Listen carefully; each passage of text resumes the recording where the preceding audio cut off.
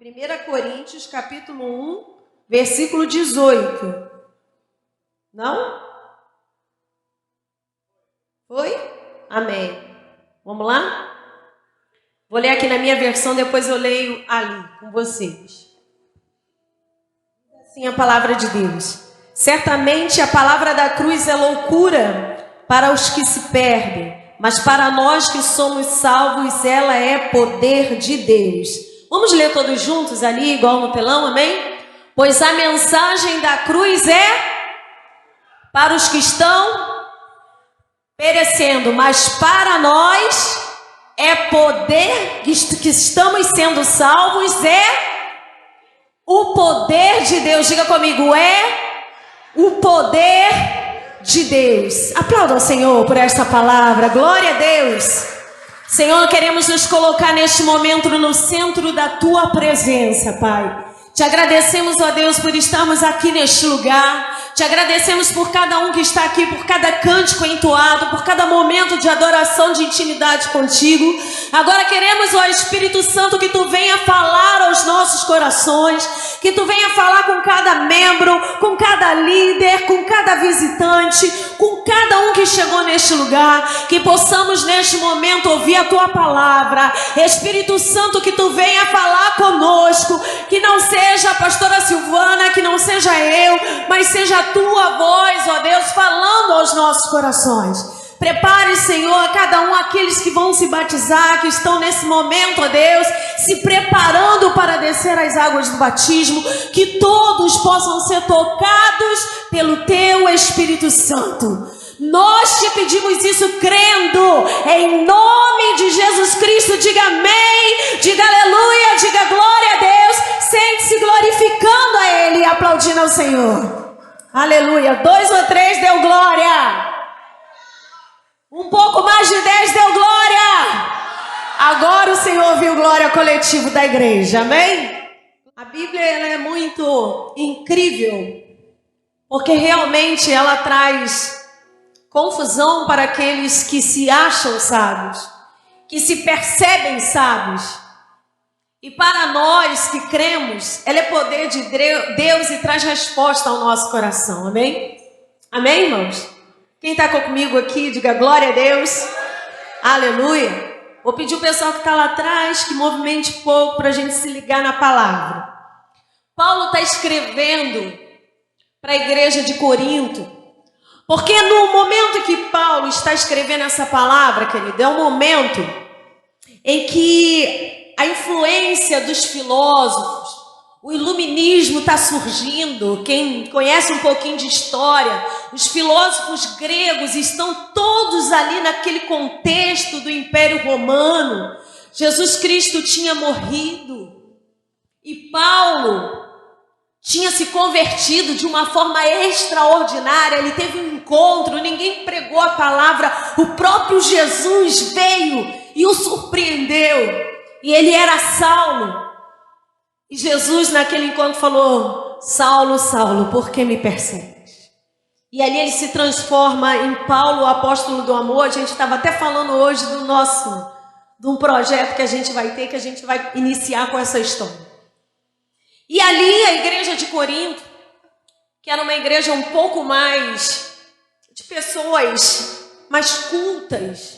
E a gente sabe que para pessoas que têm um pouco mais de inteligência, ela tem conflitos com a Bíblia, com a palavra, porque há uma distância bastante grande entre a fé e a razão.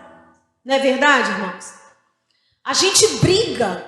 Às vezes a gente tem que brigar conosco. Às vezes, diante de situações que se apresentam, a gente às vezes tem que aguçar a nossa fé, porque a nossa vista, Paulo fala que nós não devemos viver por vistas, mas devemos viver por fé. E às vezes o que a gente vê, a gente acaba, vou usar um termo aqui, limando a nossa fé. Se a gente bobear, a gente escorrega. E a gente acaba não crendo que os milagres são possíveis hoje. E eles são, amém? Eles são possíveis. Precisa ter fé, precisa crer. E naquele momento em que estão se levantando os grandes pensadores, os grandes filósofos, Sócrates, Platão, e eram tantas pessoas pensando a respeito de tantas coisas, sobre o viver humano, sobre a essência humana, sobre de onde o homem veio. A igreja de Corinto está um pouco balançada. E eu quero dizer para vocês que hoje, se a gente bobear, a gente encontra uma igreja balançada. A gente encontra uma igreja que às vezes não crê mais em milagres, que não acredita mais no poder de Deus. É uma igreja muito social. E eu quero dizer que nesta noite, que o nosso Deus está dizendo: para os loucos Ele ainda existe. Para os loucos Ele está pronto a fazer milagre. Para os loucos Ele tem mudança e transformação. Querido, não se deixe contaminar pelaquilo que você vivencia aqui no mundo, onde a gente diz que é um mundo palpável. A Bíblia diz que a cultura grega procurava explicação científica para tudo. E a fé não é ciência. A fé não é ciência. A fé é algo que a Bíblia diz que é dom. E Paulo fala assim: procure os melhores dons. Você quer ter fé? É só procurar para achar. Comece a procurar nesta noite. Comece a procurar nesta noite. Porque o mundo não entende. O mundo tem ideias. O mundo tem os seus pensamentos. Mas a Bíblia diz que os sábios, eles tropeçam. Os sábios, eles caem na sua própria sabedoria. Mas nós, a igreja do Senhor, você e eu, somos pequenos cristos, porque somos cristãos, amém? Né, pastor Hans? E a Bíblia diz que a igreja do Senhor está de pé para revelar a Cristo. Nós estamos aqui hoje, falamos isso na escola bíblica dominical. A gente não vem para a igreja para ver Deus ou ver a Jesus.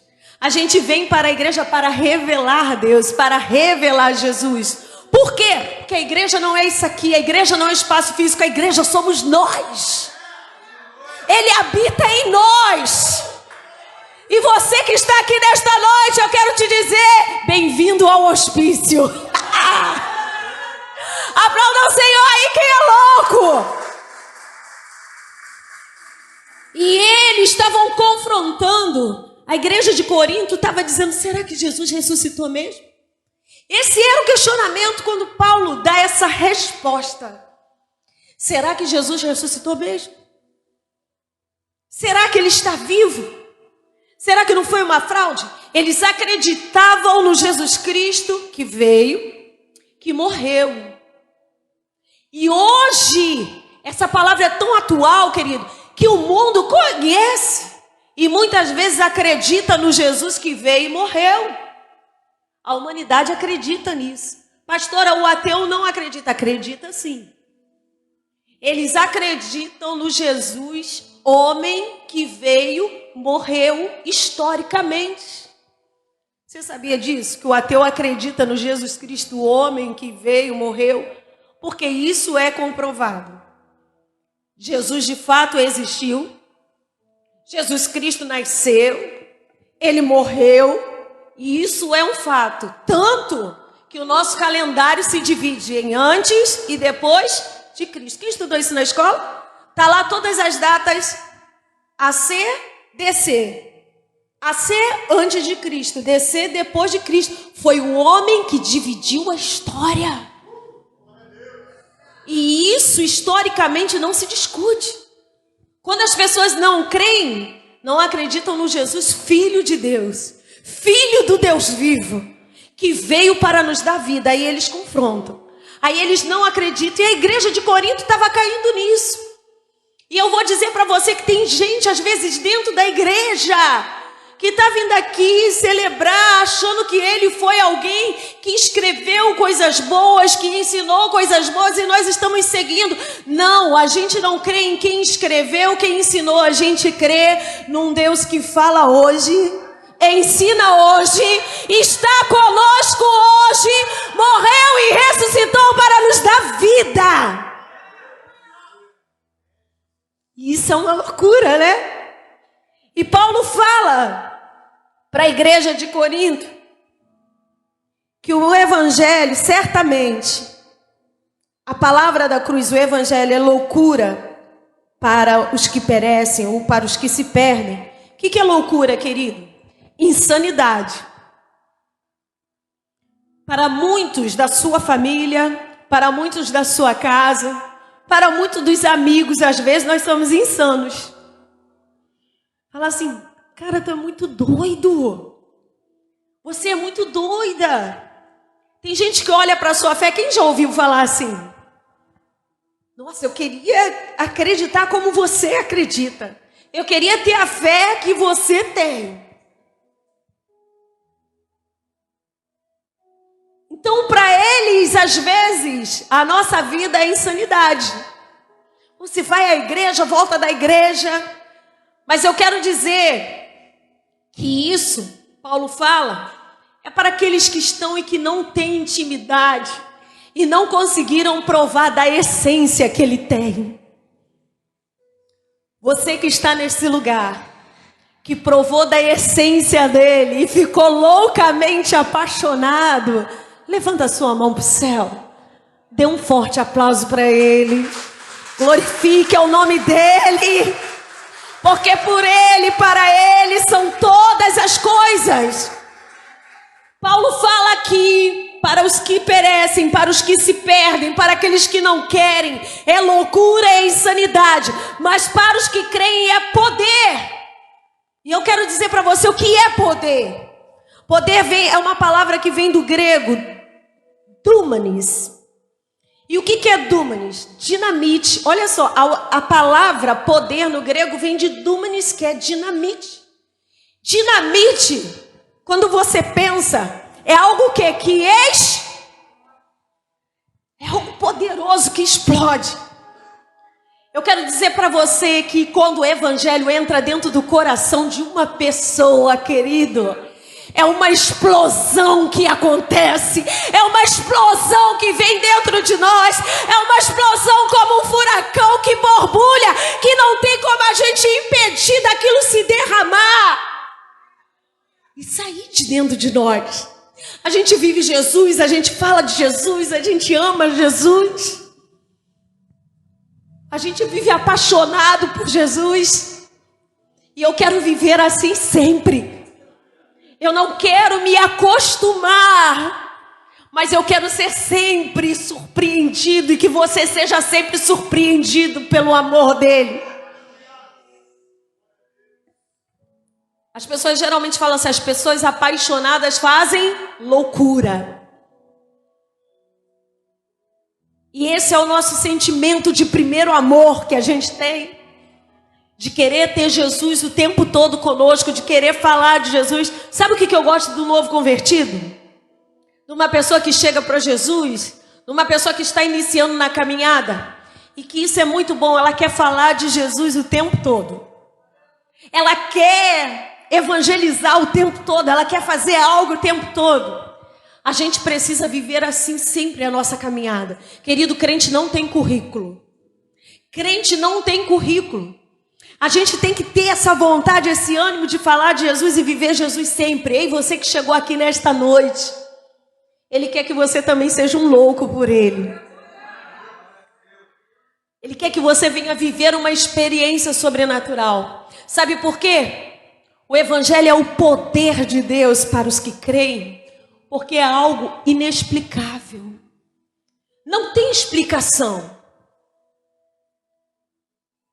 Deus, Ele amou o mundo. E quando Ele amou o mundo, Ele enviou o seu Filho unigênito, João 3,16, que para mim é o que sintetiza toda a Bíblia. João 3,16, porque Ele amou o mundo de tal maneira Diga comigo, tal maneira que ele enviou o seu único filho. Ele te amou de tal maneira, ele me amou de tal maneira, querido, que ele enviou o seu único filho. Hoje a gente estava estudando aqui na Escola Bíblica Dominical que quando Deus criou o homem não foi para a salvação. O plano inicial de Deus não era a salvação, estudamos isso hoje. O plano inicial de Deus era fazer o homem para dominar, e o homem perdeu o domínio da sua própria estrutura. O homem perdeu o domínio daquilo que Deus tinha para ele. O que o homem tinha era a eternidade, e ele perdeu a eternidade. A morte foi uma consequência do pecado. E quando Jesus veio, a gente restaura, a gente resgata algo que nós perdemos. Mas todo pecado, tudo que a gente faz de errado, ela tem uma consequência. Qual é a consequência do nosso pecado? É o nosso corpo físico perecer.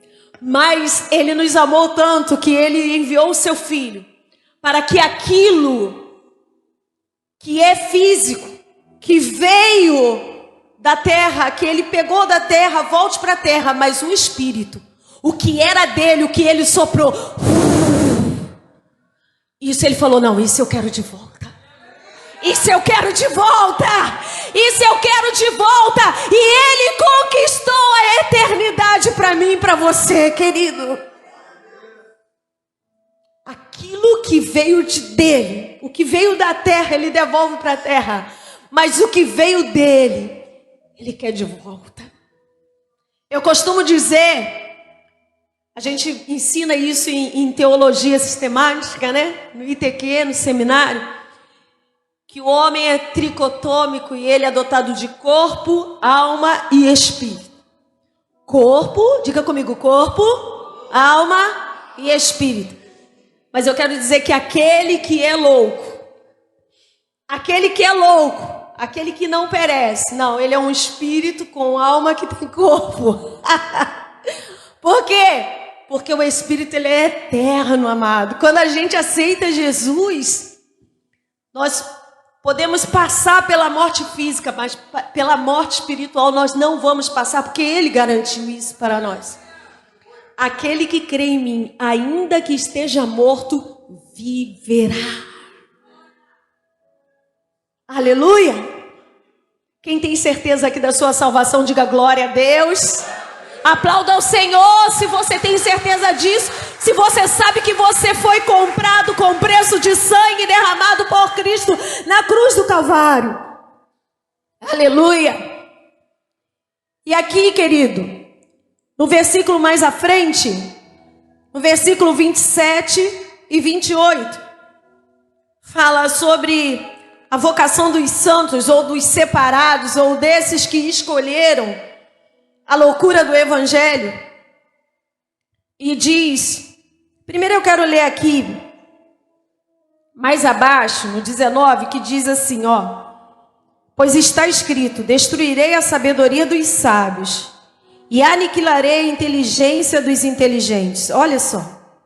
Aí lá no versículo 27 e 28 diz assim, pelo contrário, olha como Deus não se explica, querido.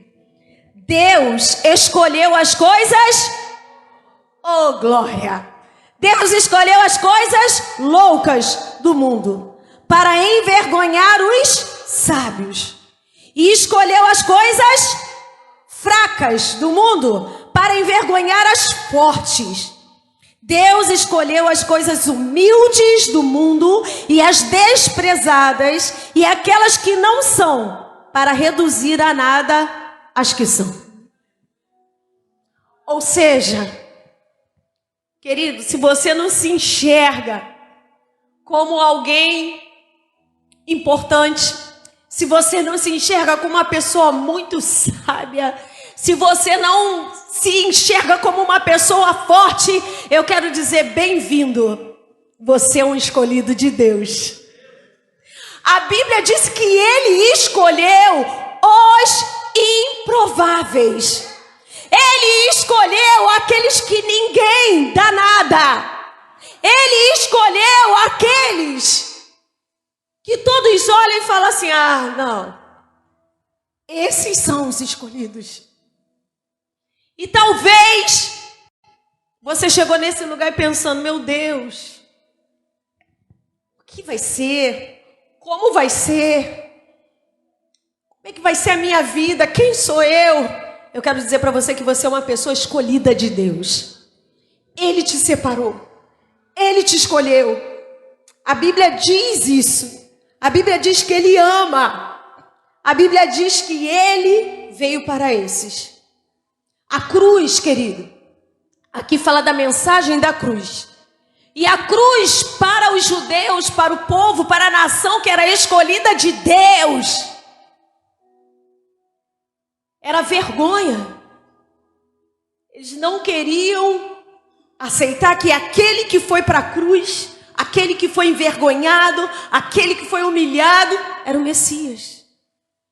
E até hoje o povo de Israel está esperando o Messias. Para eles o Messias não veio ainda. Para o povo grego a cruz não tinha lógica. Porque um homem lá de Nazaré, sem importância, falou de amor, beleza, talvez ele foi um profeta qualquer. As pessoas não entendem o significado da cruz. A cruz não tem lógica para algumas pessoas. Para algumas pessoas a cruz simboliza sofrimento, a cruz simboliza dor, porque elas olham para a cruz e vê lá um homem crucificado, e ele de fato foi. Mas eles têm aquela noção daquele homem derrotado com a cabeça caída. Querido, não. A cruz para mim representa algo muito maior. A cruz representa a vitória sobre a morte. Eu não consigo olhar para uma cruz preenchida com um homem caído. Sabe por quê? Aquele homem não está lá. Aquele homem não ficou lá. Aquele homem não foi vencido lá. Mas no terceiro dia ele ressuscitou. Aleluia! Ele ressuscitou. Ele vive. Ele vive. E nós estamos aqui esperando o dia que ele vai voltar. Muita gente não entende o que está acontecendo na humanidade, mas nós entendemos. Rumores de guerra. Rumores de guerra. Amém, irmãos? Enfermidades. Covid, do macaco. E vai aparecendo, até nuvem de gafanhoto no passado aconteceu. E o homem, dentro da sua sabedoria, vai sendo o quê? Confundido. O homem vai sendo confundido dentro da sua sabedoria. Quando ele acha que alcançou alguma coisa, aí vem outra coisa para trabalhar, né? A Bíblia diz lá, em 1 Coríntios, no mesmo livro que nós estamos, capítulo 3, no capítulo 3... no versículo 18 diz: a sabedoria humana sem valor. Que ninguém engane a si mesmo. Se algum de vocês pensa que é sábio nesse mundo, faça-se louco para se tornar sábio. Porque a sabedoria deste mundo, diante de Deus, é loucura. Eu quero dizer para você que para o mundo, nós somos loucura. O evangelho é loucura, mas para Deus a sabedoria humana é loucura. Para Deus a sabedoria humana é loucura. Sabe por quê? Eu fiquei pensando: Deus, mas por quê que a sabedoria humana é loucura? Por que que Deus olha e vê toda a sabedoria humana como é loucura e fala para a gente não se enganar? Querido, olha só. Eu fui estudar e a maioria dos cientistas que a gente conhece, tiveram mortes trágicas, sofreram de manias, esquizofrenias, porque tentavam solucionar as dúvidas humanas através da física, da matemática, e eles morreram loucos. Olha só, homens que tiveram grandes contribuições para a sociedade. Alguns se suicidaram, alguns enlouqueceram. E aí eu entendo por que Deus diz que a sabedoria do humano é essa sim a loucura para Deus. E o homem é tão autossuficiente na sua sabedoria, querido, mas o homem cria as coisas. Deus criou tudo, amém? Mas o homem sempre precisa de uma base do que Deus criou para fazer alguma coisa. E você vê que tudo que Deus criou tem jeito. Até o homem, quando morre, volta para o pó. Não é verdade? Aí o homem cria o copo descartável, mas não sabe o que faz depois com o plástico. O homem cria o metal, mas também não sabe o que faz. O homem lança as coisas para o universo e depois o que faz com aquela sucata que está lá em cima? Vocês já pararam para pensar nisso, irmãos? Ou seja, a sabedoria humana acaba virando o que realmente? Loucura. Porque depois, não sei se vocês já pararam para pensar, eu estava estudando sobre essa palavra. O que vai acontecer com milhares de equipamentos eletrônicos, de celular, que vão acabando e vão ficando, e daqui a pouco aonde vai esse todo lixo que tem eletrônico? Você vê que a preocupação hoje da humanidade é não saber o que fazer com o que o homem criou na sua sabedoria. Olha a natureza. Quando a árvore morre, tem jeito. Quando os animais, os peixes, tudo que Deus fez, quando termina, tem jeito. Não gera problema, gera? Gera, irmão? Me responde, tem alguém comigo no culto? O que Deus criou gera problema? Para a terra, não. E o que o homem criou? A calça jeans, misericórdia. Vocês sabem que o jeans é um problema? É o tecido que demora mais, o jeans fica aí, tudo fica aí. E aí eu entendi por que Deus diz que a sabedoria humana é sem valor. Porque depois do homem fazer as coisas, ele mesmo não sabe o que fazer com aquilo que criou. E sabe o que é isso? É para o homem sempre se voltar para Deus, porque sempre o que Deus fez é perfeito. Agora o que o homem faz parece para nós, nossa, celular, ou iPhone, lindo, a mídia, a tecnologia, tudo é lindo, querido, mas isso aqui gera um problema depois. Então eu quero continuar vivendo esse evangelho, sabendo que as pessoas podem não saber para onde vão. As pessoas podem conhecer o seu início, saber o dia que nasceu, mas não saber se eu dormir hoje, acordar amanhã, o que vai acontecer comigo. Muitas pessoas não sabem, mas para nós que somos loucos, nós sabemos para onde nós vamos. Jesus deixou para nós uma mensagem. Eu estou indo, mas eu estou indo preparar lugar. Quando o ladrão da cruz ali se converte ao Senhor, ele sabe que vai morrer.